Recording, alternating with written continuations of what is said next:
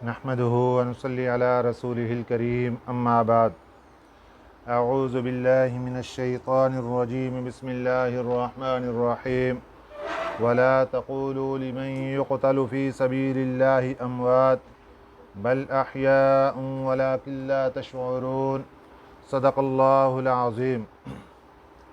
محرم الحرام کا مہینہ ہے اور ایک دو دن کے بعد یوم عاشور آنے والا ہے۔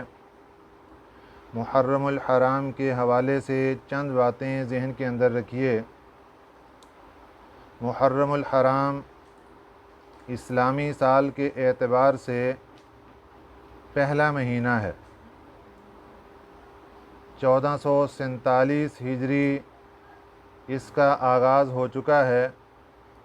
محرم الحرام اسلامی سال کے اعتبار سے پہلا مہینہ، تو آج 7 محرم الحرام 1447 ہجری ہے۔ اللہ تعالیٰ نے قرآن پاک میں بیان فرمایا کہ مہینے ہم نے 12 بنائے ہیں۔ ان عدت الشہور عند اللہ 12 شہرا، 12 مہینے اللہ تعالیٰ نے بنائے، اور ان میں سے 4 مہینے منہا 4 حرم، 4 مہینے حرمت والے ہیں، عظمت فضیلت والے ہیں۔ ان میں ایک مہینہ محرم الحرام کا ہے۔ محرم الحرام کا مہینہ وہ ہے کہ جب سے اللہ تعالیٰ نے زمین و آسمان کو پیدا فرمایا، جب سے اللہ نے انسان کو پیدا فرمایا، تو محرم الحرام کے مہینے کو اللہ تعالیٰ نے فضیلت اور عظمت عطا فرمائی ہے۔ محرم الحرام کا مہینہ عظمت فضیلت کے اعتبار سے دوسرے مہینوں سے افضل ہے۔ محرم الحرام میں ایک کام ہے روزہ رکھنا۔ نبی پاک صلی اللہ علیہ وسلم جب مدینہ طیبہ تشریف لائے تو آپ نے دیکھا کہ یہودی محرم کی 10 تاریخ کو روزہ رکھتے ہیں۔ پوچھا کہ آپ 10 تاریخ کا روزہ کیوں رکھتے ہیں؟ انہوں نے کہا کہ ہم روزہ اس لیے رکھتے ہیں کہ ہمارے آباء و اجداد کو حضرت موسیٰ علیہ السلام کی قیادت میں بنی اسرائیل کو اللہ تعالیٰ نے فرعون سے نجات عطا فرمائی تھی، وہ محرم کی 10 تاریخ تھی، اس لیے ہم شکرانے کے طور پر آج کے دن کا روزہ رکھتے ہیں۔ نبی پاک صلی اللہ علیہ وسلم نے صحابہ اکرام کو جمع فرمایا اور اعلان فرما دیا کہ دیکھو، ہم حضرت موسیٰ علیہ السلام کے زیادہ قریب ہیں، اس لیے ہم 10ویں محرم کا روزہ رکھیں گے۔ لیکن ساتھ ہی یہ بات ارشاد فرمائی کہ 10ویں محرم کا روزہ رکھنے کے ساتھ ہماری مشابہت ہوگی یہودیوں کے ساتھ، لہٰذا ہم صرف 10ویں محرم کا روزہ نہیں رکھیں گے، اس کے ساتھ یا تو 9ویں محرم کا روزہ ملائیں گے یا پھر اس کے ساتھ 11ویں محرم کا روزہ ملائیں گے تاکہ مشابہت سے بچا جائے۔ تو دیکھیے، نبی پاک صلی اللہ علیہ وسلم نے روزہ رکھنا جو کہ اہم ترین عبادت ہے، اس کے اندر بھی مشابہت سے بچنے کی ترکیب ارشاد فرمائی کہ ہم نے مشابہت سے بچنا ہے تاکہ غیر مسلم کے ساتھ ہماری مشابہت نہ بن جائے۔ یہودی 10ویں تاریخ کا روزہ رکھتے ہیں، مسلمان اکیلا 10ویں تاریخ کا روزہ نہ رکھے، بلکہ جیسے اس کو آسانی ہو یا تو 9ویں تاریخ کا روزہ ساتھ شامل فرمائے یا پھر 11ویں تاریخ کا روزہ ساتھ شامل کرے، اور یہ روزہ محرم الحرام کا رکھے۔ محرم الحرام کا روزہ، اس کے بارے میں نبی پاک صلی اللہ علیہ وسلم نے ارشاد فرمایا کہ جو شخص 10 محرم کو روزہ رکھتا ہے اس کو اللہ تعالیٰ 30 روزوں کے برابر ثواب عطا فرماتے ہیں۔ اور ایک روایت کے مطابق رمضان المبارک کے بعد افضل ترین روزہ محرم الحرام کا روزہ ہے، اور پھر 10ویں تاریخ کا روزہ محرم الحرام کا، یہ آپ صلی اللہ علیہ وسلم کی سنت بھی ہے کہ نبی پاک صلی اللہ علیہ وسلم نے 10ویں تاریخ کا روزہ رکھا۔ لیکن اس میں مین بات جو آپ نے ذہن کے اندر رکھنی ہے کہ آپ صلی اللہ علیہ وسلم نے روزہ رکھتے وقت بھی مشابہت سے بچنے کا حکم دیا۔ اب کچھ لوگ رمضان المبارک کے مہینے کے علاوہ جو بھی نفلی روزے رکھتے ہیں، ان کے اندر جو بھی نیت کریں اللہ تعالیٰ ان کی نیتوں کو پورا فرمائے۔ اور محرم الحرام میں کچھ لوگ کالے کپڑے پہنتے ہیں، اور اس لیے کہ یہ غم کا مہینہ ہے، یہ غلط بات ہے۔ محرم الحرام، اس کی حرمت، اس کی عظمت بہت پہلے سے ہے۔ یہ ایک خاص واقعہ کے ساتھ اس کا تعلق نہیں ہے۔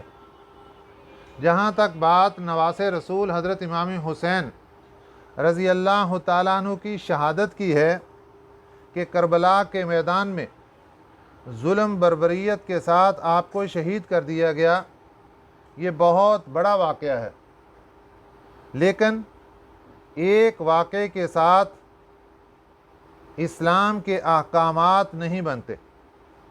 اسلام کے احکامات نبی پاک صلی اللہ علیہ وسلم نے بہت پہلے جو ارشاد فرما دیے اس کے مطابق چلنا ہے۔ اگر واقعات کے ساتھ احکامات ہوتے تو نبی پاک صلی اللہ علیہ وسلم کی زندگی میں بہت دردناک واقعات پیش آئے۔ ایک واقعہ آپ صلی اللہ علیہ وسلم کی زندگی میں یہ پیش آیا کہ ایک قبیلے کے لوگ آئے اور آپ صلی اللہ علیہ وسلم سے آ کر انہوں نے کہا ہم مسلمان ہو چکے ہیں اور ہمیں دین سکھانے کے لیے کچھ افراد چاہیے، قرآن پاک سکھانے کے لیے، قرآن پاک یاد کروانے کے لیے کچھ افراد چاہیے۔ آپ صلی اللہ علیہ وسلم نے اپنے تربیت یافتہ افراد میں سے 70 افراد کی جماعت تیار کی جو قرآن پاک کے قاری تھے، قرآن پاک کے حفاظ تھے، علماء تھے، مفتیان تھے۔ ان کو تیار کیا کہ جاؤ آپ ان لوگوں کے پاس جا کر ان کو دعوت و تبلیغ دو اور ان کو قرآن سکھاؤ۔ تو نبی پاک صلی اللہ علیہ وسلم کی یہ جماعت، یہ لوگ لے کر چلے اور راستے میں پوری پلاننگ اور تدبیر کے ساتھ اس جماعت کو بے دردی کے ساتھ شہید کر دیا گیا۔ صرف ایک آدمی بچا جس نے آ کر سارا واقعہ نبی پاک صلی اللہ علیہ وسلم کو سنایا، اور اس سے پہلے حضرت جبرائیل امین علیہ السلام نے بھی آپ صلی اللہ علیہ وسلم کو یہ دردناک خبر دی کہ آپ کے صحابہ کے ساتھ یہ ظلم ہوا کہ ان کو شہید کر دیا گیا۔ اب اس سے بڑا غمناک دردناک واقعہ اور کیا ہو سکتا ہے کہ آپ صلی اللہ علیہ وسلم نے چن چن کے قرہ اکرام، علماء اکرام، مفتیان اکرام اس زمانے کے، وہ آپ صلی اللہ علیہ وسلم نے دینی تربیت کے لیے بھیجے، اور ان لوگوں نے ان کو دردناک طریقے سے شہید کر دیا۔ آپ صلی اللہ علیہ وسلم نے 1 مہینے تک نماز فجر میں قنوت نازلہ پڑھ کے ان لوگوں کے لیے بد دعا فرمائی۔ لیکن ایک اس خاص واقعہ کے ساتھ کوئی حکم اسلام نہیں ہے۔ دوسرا واقعہ دیکھیے، سن 2 ہجری میں، سن 3 ہجری میں غزوہ احد پیش آیا۔ اس میں آپ صلی اللہ علیہ وسلم کے چچا حضرت امیر حمزہ رضی اللہ تعالیٰ عنہ کی شہادت ہے۔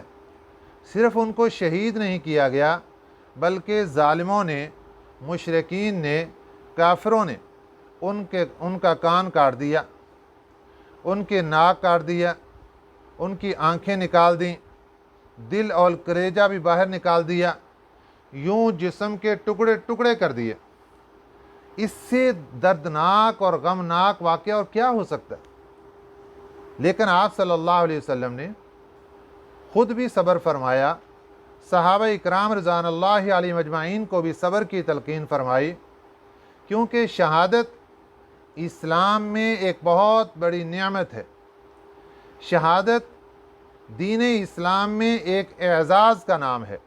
اسی لیے نبی پاک صلی اللہ علیہ وسلم نے خود شہادت کی تمنا فرمائی تھی۔ اگر یہ اعزاز نہ ہوتا، اگر یہ خطرناک اور یہ دردناک باتیں ہوتیں تو آپ صلی اللہ علیہ وسلم اس کی تمنا کیوں فرماتے؟ حضرت عمر بن خطاب رضی اللہ تعالیٰ عنہ نے خود شہادت کی تمنا کی، خود دعا فرمائی، اور نبی پاک صلی اللہ علیہ وسلم کو اللہ تعالیٰ نے اپنی زندگی میں ہی بتا دیا تھا کہ حضرت عمر رضی اللہ تعالیٰ عنہ شہید ہوں گے۔ ایک دن آپ صلی اللہ علیہ وسلم احد پہاڑ پر کھڑے ہیں اور آپ کے ساتھ حضرت ابوبکر صدیق رضی اللہ تعالیٰ عنہ ہیں، اور آپ کے ساتھ حضرت عمر بن خطاب رضی اللہ تعالیٰ عنہ ہیں، اور آپ کے ساتھ حضرت عثمان غنی رضی اللہ تعالیٰ عنہ ہیں کہ احد پہاڑ ہلنے لگا، جیسے زلزلہ آ جاتا ہے ایسے احد پہاڑ ہلنے لگا۔ مفسرین اکرام فرماتے ہیں کہ احد پہاڑ جو ہل رہا تھا وہ خوشی سے جھوم رہا تھا کہ آج میرے سر پر اور میرے سینے پر وہ شخصیات آ کر کھڑی ہیں کہ پوری کی پوری کائنات جن کے اوپر فخر کرتی ہے۔ تو نبی پاک صلی اللہ علیہ وسلم نے اپنے پاؤں کی ایڑی اس کے سینے پر ماری احد پہاڑ پر اور فرمایا رک جاؤ، تمہیں نہیں پتا کہ تمہارے اوپر کون کھڑا ہے؟ ایک نبی کھڑا ہے، ایک صدیق کھڑا ہے، اور دو شہید کھڑے ہیں۔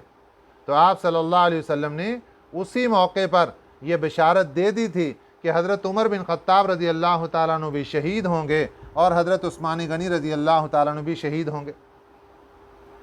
اسی طرح آپ صلی اللہ علیہ وسلم نے اپنے نواسا حضرت امام حسین رضی اللہ تعالیٰ عنہ، جن کا بالکل بچپن تھا، تقریباً 4-5 سال کی عمر تھی جس وقت آپ صلی اللہ علیہ وسلم دنیا سے پردہ فرما گئے، تو آپ صلی اللہ علیہ وسلم نے اپنی زندگی میں حضرت امام حسین رضی اللہ تعالیٰ عنہ کی شہادت کی خبر بھی دے دی تھی، اور یہ بتا دیا تھا، اللہ تعالیٰ کی طرف سے پیغام آ گیا میدان کربلا میں ان کو شہید کر دیا جائے گا۔ تو شہادت ایک بہت بڑی نعمت کا نام ہے۔ قرآن پاک میں اللہ تعالیٰ ارشاد فرماتے ہیں وَلَا تَقُولُوا لِمَن يُقْتَلُ فِي سَبِيلِ اللَّهِ أَمْوَاتٌ، کہ جو لوگ اللہ کے راستے میں شہید ہو جائیں ان کو مردہ مت کہو، وہ عام لوگوں کی طرح مردہ نہیں ہیں، بل احیاء، بلکہ وہ زندہ ہیں، اللہ کے ہاں وہ زندہ ہیں۔ تو اللہ تعالیٰ لیکن تمہیں ان کی خبر نہیں، بل احیاء عند ربہم یرزقون، وہ اللہ تعالیٰ سے رزق بھی پاتے ہیں، لیکن تمہیں ان کی خبر نہیں ہے، کہ تمہیں پتہ نہیں چل سکتا کہ یہ شہید کی زندگی کیسی ہے۔ اس لیے محرم الحرام کی 10ویں تاریخ کو جو حضرت امام حسین رضی اللہ تعالیٰ عنہ کا واقعہ پیش آیا، بہت دردناک واقعہ ہے، بہت ہی غمناک واقعہ ہے، بہت ہی خطرناک اور اسلام دشمنی کا واقعہ ہے، نواسے رسول اور اہل بیت کے ساتھ دشمنی کا واقعہ ہے۔ لیکن اس ایک واقعے کو لے کر پورے محرم الحرام کے مہینے کو غم کا مہینہ سمجھنا یہ درست نہیں ہے، کیونکہ اگر حضرت امام حسین رضی اللہ تعالیٰ عنہ کے واقعے کو دیکھ کر محرم الحرام کے مہینے کو غم کا مہینہ قرار دیتے ہیں تو جب 70 صحابہ اکرام کو شہید کیا گیا اس موقع پر اس کو غم کا مہینہ کیوں نہیں قرار دیا جائے گا؟ نبی پاک صلی اللہ علیہ وسلم نے اس کو غم کا مہینہ قرار نہیں دیا، اور پھر اس کے بعد حضرت امیر حمزہ رضی اللہ تعالیٰ عنہ کی شہادت کا جو غمناک واقعہ پیش آیا اس کو غم کا دن اور غم کا مہینہ قرار نہیں دیا، اور اس کے بعد خود حضرت امام حسین رضی اللہ تعالیٰ عنہ کے والد محترم حضرت علی المرتضیٰ رضی اللہ تعالیٰ عنہ کو کوفہ کی مسجد میں داخل ہوتے وقت فجر کی نماز کے وقت شہید کر دیا گیا، اور اس دن کو غم کا دن یا غم کا مہینہ قرار نہیں دیا گیا۔ تو یہ ایک بہت بڑی سازش کے تحت ایک خاص فرقے نے اپنی عبادت کے لیے اور اس کام کے لیے اس نے محرم الحرام کو خاص غم کا مہینہ قرار دیا۔ تو مسلمان کیا کرتے ہیں کہ اس مہینے کے اندر ہم نے نکاح نہیں کرنا، حالانکہ یہ بات غلط ہے۔ نبی پاک صلی اللہ علیہ وسلم کا جو سب سے پہلا نکاح حضرت اماں خدیجہ رضی اللہ تعالی عنہا کے ساتھ ہوا، یہ محرم الحرام کی 10 تاریخ کو ہوا۔ نبی پاک صلی اللہ علیہ وسلم کا نکاح حضرت صفیہ رضی اللہ تعالی عنہا کے ساتھ ہوا، محرم الحرام کے مہینے میں ہوا۔ آپ صلی اللہ علیہ وسلم کی تیسری بیٹی حضرت ام کلثوم رضی اللہ تعالی عنہا کا نکاح हज़रत उस्मान गनी रज़ी अल्लाह ताला अन्हु के साथ हुआ।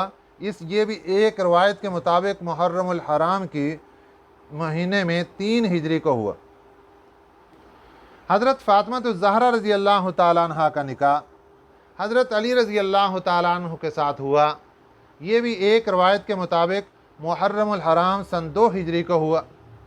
तो इसलिए मुहर्रमुल हराम के महीने में ये समझना कि ये निकाह नहीं हो सकता, इसमें ये दुरुस्त नहीं है। बहुत से लोग इसको इस कदर गम का महीना समझते हैं कि इसके अंदर जानवर ज़िबा नहीं किया जाएगा, इसके अंदर फ़लाँ काम नहीं किया जाएगा, इसके अंदर फ़लाँ काम नहीं किया जाएगा।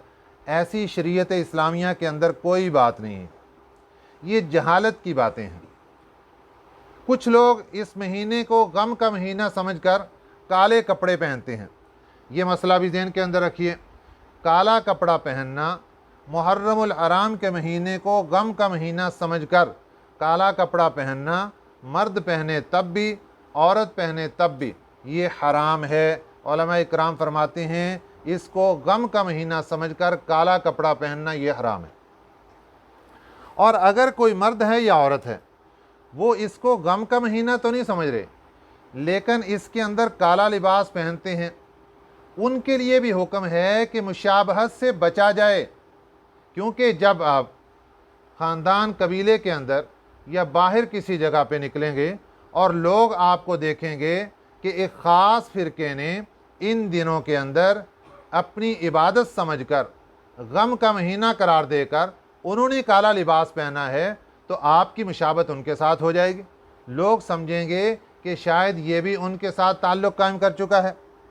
देखिए, नबी पाक सल्लल्लाहु अलैहि वसल्लम ने रोज़ा एक अहम तरीन इबादत थी, उसमें भी मुशाबहत से बचने के लिए तरीका इख्तियार फरमाया। अकेला 10वीं का रोज़ा नहीं रखना, साथ 9वीं का रखो या साथ 11वीं तारीख का रोज़ा रखो। और इसलिए यहाँ पर काला लिबास पहनना जो कि अहकामात इस्लामिया का हिस्सा नहीं है, सिर्फ सतर के ढांपने का एक लिबास है बस। अब जब उसको हम एक पहनेंगे मुहर्रमुल हराम के महीने में, तो वो मुशाबहत पैदा होगी। अगरचे हमारा अकीदा गम का नहीं है, अगरचे हमारा ख्याल गम का नहीं है, हमने रूटीन में पहना, तो रूटीन में भी हमें चाहिए कि हम ख़ास तौर पर इन 10 दिनों में ये काला लिबास न पहने। नंबर 3, इसमें मातम करने की इजाज़त नहीं है।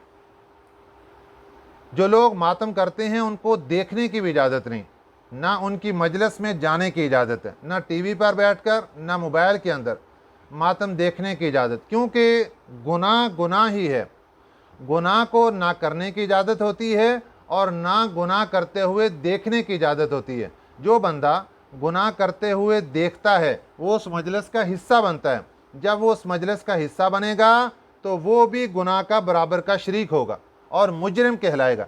इसलिए हमें चाहिए कि हम मातम करने से ख़ुद भी बचें और मातम करने वालों को मत देखें, ना टीवी पर देखें, मोबाइल में मत देखें और उनकी मजलिस में जाकर मत देखें। देखिए, मातम जब करते हैं अपने जिस्म के ऊपर पीटते हैं, जिस्म को नोचते हैं, जिस्म को लहू लुहान करते हैं, हालांकि जिस्म इनका अपना नहीं है, जिस्म अल्लाह की तरफ से अमानत है। अब अमानत के अंदर हम खयानत नहीं कर सकते। इसकी मिसाल यूँ ही है जैसे आप हमसाये के घर से कोई भी चीज़ अमानतन लेकर आते हैं और उसको इस्तेमाल करके उसी तरीके से हूबहू वापस करना ज़रूरी होता है। इसी तरह ये जिस्म अल्लाह की हमारे पास अमानत है। हमारी तो रूह है, अल्लाह ने जिस्म ये सवारी की सूरत में, ये घोड़े की सूरत में हमें अल्लाह ने जिस्म बतौर अमानत के अता फरमाया कि जाओ इसको ले जाओ और इसके साथ दुनिया के काम काज ज़रूरियात वो भी पूरी करो और इबादत भी करते रहो। अब कोई बंदा इस जिस्म को नोचना शुरू कर दे, इस जिस्म को लहू लुहान कर दे, ये उसके लिए कैसे जायज़ होगा? ये अमानत में ख़यानत कहलाएगा। देखिए, ख़ुदकशी करना हराम क्यों है? इसीलिए हराम है कि ये बंदा अमानत के अंदर ख़यानत का मुस्तहिक हुआ। इसने अमानत के अंदर ख़यानत की है कि जिस्म इसके पास अपना ज़ाती नहीं था, जिस्म इसके पास अल्लाह की अमानत थी। इसने जब अमानत के अंदर ख़यानत की तो ये ख़ुदकशी करने वाला मुजरिम कहलाया, हराम मौत मरा और इसका जो फ़ैसला है वो जहन्नम करार दे दिया गया। اس لیے ہمیں چاہیے کہ ہم اس مہینے کے اندر ماتم سے پرہیز کریں، نہ خود اس کو دیکھیں نہ بچوں کو دیکھنے دیں۔ یہ ماتمی جلوس اور اسی طرح جو نوحے والی مجلسیں ہیں ان سے پرہیز کریں، وہ کام جن سے نبی پاک صلی اللہ علیہ وسلم نے منع فرمایا، نوحہ کرنے سے، چیخ و پکار کرنے سے، رونے سے، پیٹنے سے آپ صلی اللہ علیہ وسلم نے منع فرمایا۔ اب اگر کوئی روتا ہے، پیٹتا ہے، اس کو اپنی جگہ پیٹنے دیں، ہم اس کو نہیں دیکھ سکتے۔ ان کے ہاں اگر عبادت ہے تو وہ اپنی عبادت سمجھ کے کرتے رہیں۔ ایک سنی مسلمان، اس کے لیے یہ کیسے جائز ہے کہ وہ غیر مسلم کو دیکھتا ہے؟ اور عجیب اتفاق ہے کہ ان کو دیکھتے ہیں، اور کبھی کسی نے یہودیوں کو دیکھا ہے کہ وہ کیا کر رہے ہیں، کبھی کسی نے سکھوں کو دیکھا ہے وہ کیا کر رہے ہیں، وہ اپنی جگہ پہ جو مرضی عبادت سمجھ کے جو مرضی کرتے رہیں، لیکن کوئی نہیں دیکھتا۔ اور یہ آہستہ آہستہ سنیوں کے اندر یہ باتیں گھستی چلی جا رہی ہیں، اور وہ بھی ان کو دیکھا دیکھی کرنے شروع ہو گئے۔ اسی طرح دیکھا دیکھی جو وہ پہلے وہ لوگ سبیلیں لگایا کرتے تھے، چیزیں بانٹتے تھے، اور ہمارے مسلمان بھی دیکھا دیکھی محرم کے 10 دنوں میں خوب چیزیں بانٹ رہے ہیں، کبھی کچھ بانٹا جا رہا ہے، کبھی کچھ بانٹا جا رہا ہے۔ بھئی یہ مشابہت سے بچیں، جتنا بھی مشابہت سے بچا جا سکتا ہے بچیں۔ اگر آپ اصال ثواب کرنا چاہتے ہیں تو آپ مشابہت سے بچنے کے لیے 10ویں تاریخ کے بعد جو مرضی بانٹ لیں اور جو مرضی اس کو کر لیں، کیونکہ اس وقت یہ خاص فرقہ، اس کی ساری چیزیں بند ہو جائیں گی۔ آپ اس وقت حضرت امام حسین رضی اللہ تعالیٰ عنہ، خاندان جو کربلا میں شہید ہوا، اور شہدائے کربلا کے اصال ثواب، اور جن کے لیے مرضی آپ جو کچھ مرضی بانٹیں، اس کے لیے اجازت ہے، چاول پکائیں، جو مرضی پکائیں وہ بانٹیں۔ اور خاص طور پر محرم الحرام کی 10 تاریخ کو حلیم بنانا، اور پھر ساتھ نان کے اوپر اس کو ڈال کر اور بڑے بیہودہ طریقے سے اس کو بانٹنا، یہ دیکھیں معاشرے کے اندر بھی یہ اچھا نہیں لگتا۔ پورا سال کسی نے کبھی ایسے کیا ہے کہ روٹی کے اوپر سالن بھی ڈالا ہوا ہو اور کچھ نیچے گر رہا ہے، کچھ اوپر گر رہا ہے، اور وہ کسی کو دے رہے ہوں یا بانٹ رہے ہوں؟ دیکھنے والا کوئی اچھا نہیں سمجھتا۔ اور محرم الحرام کی 10 تاریخ کو عقل کے اوپر ایسے پردے پڑ جاتے ہیں کہ ہم بھی اس کو تبرک سمجھ کر جلدی جلدی ادھر سے لے، محرم الحرام کا حلیم آ گیا، محرم کے نان آ گئے، اور ان کو کھانا شروع کر دیتے ہیں۔ ان چیزوں سے بچنا چاہیے، یہ مشابہت ہے۔ جب نبی پاک صلی اللہ علیہ وسلم نے روزے کے اندر مشابہت سے بچنے کا حکم دے دیا، تو یہ کھانے پینے کے اندر اور ان چیزوں کے اندر جو کہ ایک خاص فرقہ عبادت قرار دے رہا ہے، اپنے مذہب کا حصہ قرار دے رہا ہے، تو ایک سنی مسلمان کے لیے کیسے اجازت ہوگی کہ وہ ان کاموں کو کرے؟ اس کے لیے تو مشابہت بنتی جا رہی۔ اسی طرح ایک خاص کام محرم الحرام کی 10ویں تاریخ کو یہ کیا جاتا ہے کہ قبرستان ضرور چکر لگانا ہے۔ قبرستان میں جا کر قبروں کو صفائی کریں گے، قبروں کو لیپیں گے۔ دیکھیں یہ بھی محرم کے اندر خاص طور پہ تعیین کر کے اس طریقے سے جانا، یہ بھی اسلام کا حصہ نہیں۔ ہاں پورا سال آپ کو اجازت ہے آپ قبرستان جائیں اور قبروں کا خیال رکھیں، اگر کسی جگہ گڑھا پڑ گیا ہے تو اس کو دیکھیں، اور وہاں پر جا کر درختوں کو صاف کرنا شروع کر دینا اور گھاس کو صاف کرنا شروع کر دینا۔ دیکھیں اگر کوئی درخت راستے میں رکاوٹ بن رہا ہے یا قبر کے اندر وہ نقصان کر رہا ہے اور قبر کے اندر گھس رہا ہے اور ان کی جڑیں وہاں پہ قبر کو خراب کر رہی، ٹھیک ہے، پھر تو اس کے کاٹنے کی اجازت ہے۔ اسی طرح وہ گھاس جو راستے کے اندر بن رہا ہو اور راستے کو خراب کر رہا ہو یا نقصان کا اندیشہ ہو، اس کو تو کاٹنے کی اجازت ہے، ورنہ ان چیزوں کو کاٹنا نہیں چاہیے۔ یہ دیکھیں گھاس ہو سبز اور درخت ہو سبز، وہ تو اللہ کی عبادت کرتا ہے، اور اس سے تو قبرستان والوں کو فائدہ ہوتا ہے کہ جہاں اللہ کی عبادت ہوگی وہاں اللہ کی رحمتیں نازل ہوں گی، اور قبرستان والوں پر اللہ کی رحمتوں کا نزول ہوگا۔ جب رحمتوں کا نزول ہوگا اس سے ان کو فوائد حاصل ہوں گے۔ تو اس لیے ہمیں چاہیے کہ ان باتوں سے پرہیز کریں۔ اب کرنے کے کام کیا کیا ہوئے؟ ایک تو محرم الحرام میں نکاح کے اوپر کوئی پابندی نہیں ہے۔ دوسرا کام، اس کو غم کا مہینہ سمجھ کر کالے کپڑے نہیں پہننے۔ تیسرا، ماتمی جلوس وغیرہ اور ایسی مجلسیں نہ خود دیکھنی ہے نہ کسی کو دکھانی ہے۔ اور اسی طرح محرم الحرام کے مہینے میں قبرستان جانا ضروری نہیں سمجھنا۔ اب دیکھیں یہ سارے کے سارے واقعات جو لوگوں نے شمار کیے ہیں، یہ کیے ہیں کہ حضرت امام حسین رضی اللہ تعالیٰ عنہ کی شہادت ہے جی 10ویں محرم کو۔ تو دیکھیں یہ اسلام کا جو خلیفہ ثانی ہے، اسلام کے خلیفہ ثانی حضرت عمر بن خطاب رضی اللہ تعالیٰ عنہ، ان کی شہادت اسی مہینے کی 1 تاریخ کو ہے۔ اور حضرت عمر بن خطاب رضی اللہ تعالیٰ عنہ وہ شخصیت ہیں کہ نبی پاک صلی اللہ علیہ وسلم نے مکہ مکرمہ کے اس ظلم و ستم کے دور میں अल्लाह ताला से मांग कर लिया था, ए अल्लाह इस्लाम को इज़्ज़त अता फरमा दे, और या उमर बिन ख़त्ताब दे दे या अमर बिन हश्शाम दे दे। अमर बिन हश्शाम अबू जहल का नाम था। ये दो सुपर पावर थे उस वक़्त मक्का मुकरमा में। नबी पाक सल्लल्लाहु अलैहि वसल्लम ने बैतुल्लाह का गुलाफ पकड़ कर अल्लाह ताला से दुआ मांगी, ए अल्लाह इस्लाम को इज़्ज़त अता फरमा, इन दो जवानों में से एक जवान इस्लाम को दे दे ताकि इस्लाम को इज़्ज़त मिल जाए। अल्लाह ताला ने इंतखाब फरमाया हज़रत उमर बिन ख़त्ताब रज़ी अल्लाह ताला अन्हु का, और इस्लाम को इज़्ज़त देने के लिए अल्लाह ताला ने इनका चुनाव किया।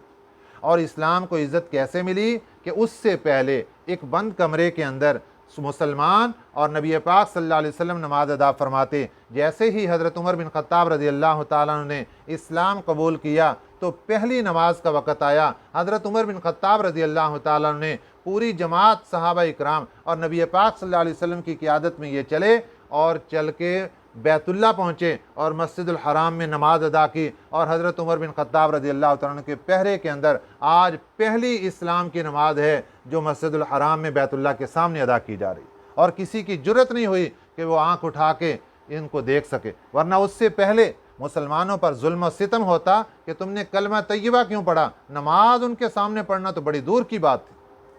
हज़रत उमर बिन ख़त्ताब रज़ी अल्लाह तआला अन्हु वो शख्सियत हैं कि जिनके बारे में आता है कि इन्होंने 30 मकामात ऐसे हैं, इन्होंने आप सल्लल्लाहु अलैहि वसल्लम को मशवरा दिया तो अल्लाह ताला ने हुक्म शरीयत बनाकर आसमान से वो नाज़िल फरमा दिया।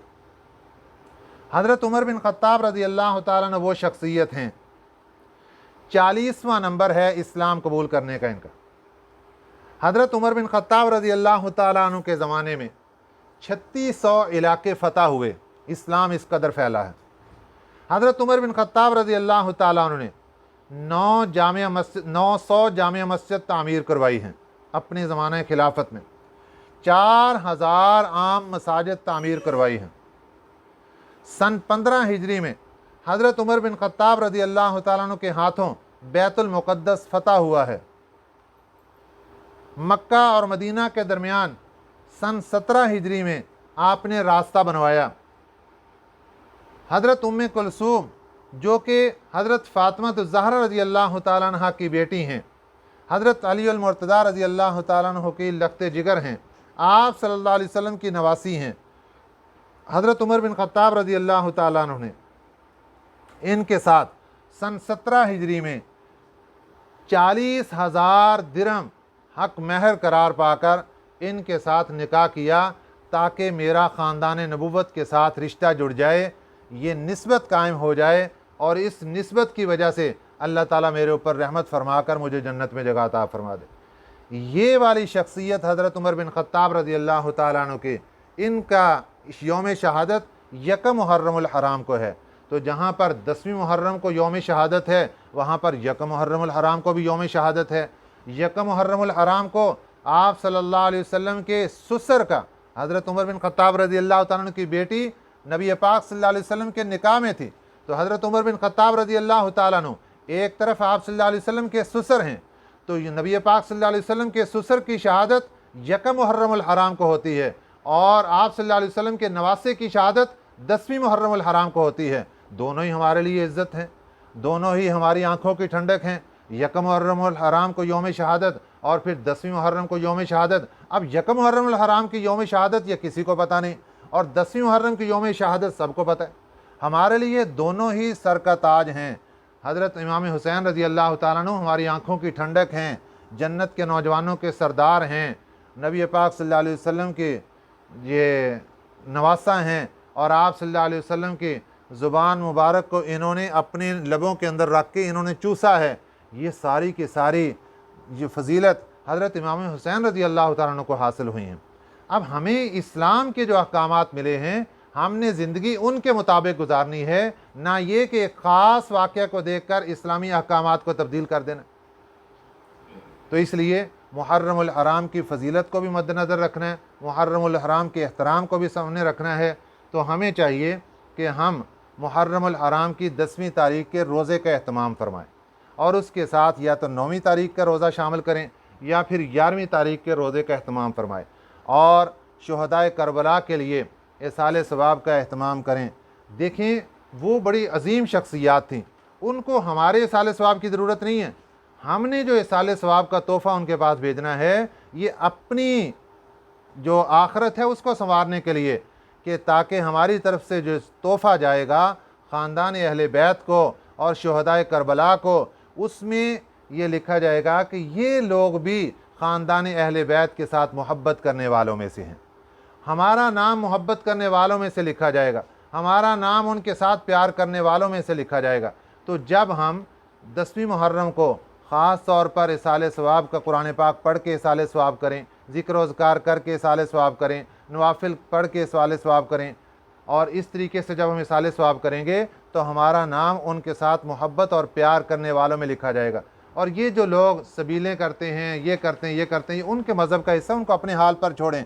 और देखें, वो दावा ये करते हैं कि हम हज़रत इमाम हुसैन रज़ी अल्लाह तआला अन्हु के साथ प्यार करते हैं, और प्यार का नतीजा क्या है कि सबीलें लगा दी, खुद खा पी लिया, नान बांट लिए, हलीम बांट लिया, और ये थोड़ी देर शोर गुल करके शाम को जो आराम के साथ लेट गए, चलो जी काम ख़त्म हो गया। अब यकम मुहर्रम से लेकर 10वीं मुहर्रम तक ये पूरा पीटेंगे, जुलूस निकालेंगे, सब कुछ करेंगे, लेकिन 10वीं मुहर्रम को असर की नमाज के बाद हज़रत इमाम हुसैन रज़ी अल्लाह तआला अन्हु की शहादत है, आपने असर की नमाज़ पढ़ ली, उसके बाद मुहर्रमुल हराम की 10 तारीख को मैदान करबला में आपको दर्दनाक तरीके से शहीद कर दिया गया। अब उसके बाद ये आराम से बैठ जाएंगे। तो आप अंदाज़ा करें कि ऐसा क्या मज़हब है कि जब गम का वक़्त था, जब ये परेशानी का वक़्त आया, जब शहादत का वक़्त आया, उस वक़्त सब कुछ समेट समूट के तो आराम से बैठ गए। ये ख़ुद कातिल लोग हैं, ये कूफा वाले हैं, और इनकी सारी निस्बतें, सारे रिश्ते उनके साथ हैं। ये ख़ुद कातिलीन हुसैन हैं। इनको देख कर, इनके मातम को देख कर और इन चीज़ों को देख कर इनको अपने हाल पर छोड़ दें। हम सुन्नी मुसलमान अपनी इबादत का एहतमाम करें, रोज़े का एहतमाम करें, और इन दिनों के अंदर अल्लाह ताला से गिड़गिड़ा कर मांगें, क्योंकि मुहर्रमुल हराम का महीना और ये जो रोज़ा है, इसमें आप सल्लल्लाहु अलैहि वसल्लम ने ख़ास फरमाया कि रमज़ान के बाद ये ख़ास इस दिन के रोज़े को फजीलत हासिल है। अल्लाह ताला हमें इन बातों पर अमल करने की तौफ़ीक़ अता फ़रमाए। आमीन। व मा अलैना इल्लल बलागुल मुबीन।